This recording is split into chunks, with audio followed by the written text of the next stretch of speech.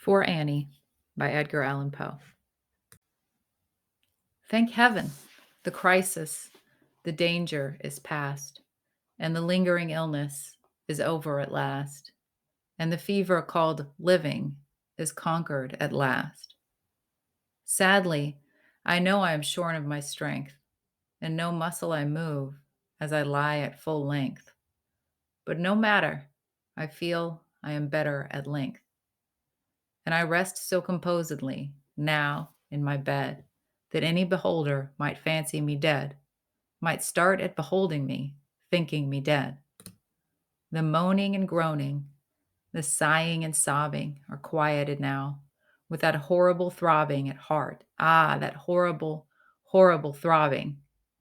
The sickness, the nausea, the pitiless pain have ceased with the fever that maddened my brain, with the fever called living that burned in my brain.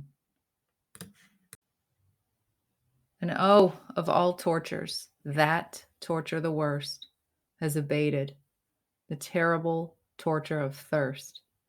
For the naphthaline river of passion accursed, I have drank of a water that quenches all thirst, of a water that flows with a lullaby sound from a spring but a very few feet underground, from a cavern not very far down underground. And ah, let it never be foolishly said that my room is gloomy and narrow my bed, for a man never slept in a different bed, and to sleep you must slumber in just such a bed.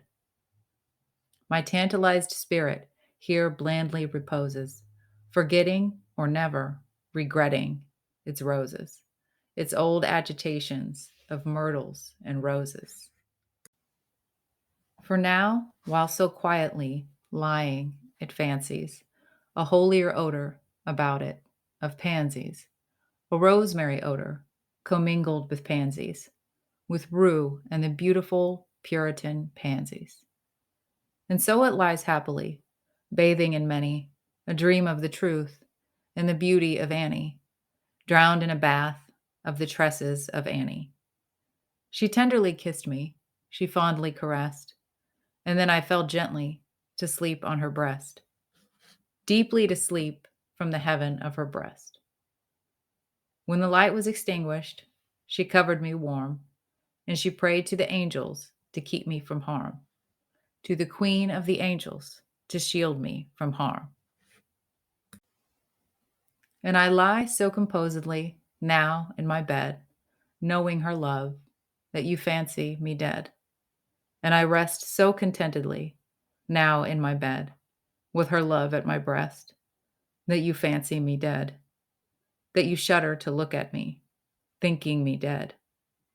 But my heart it is brighter than all of the many stars in the sky, for it sparkles with Annie, it glows with the light of the love of my Annie, with the thought of the light of the eyes of my Annie.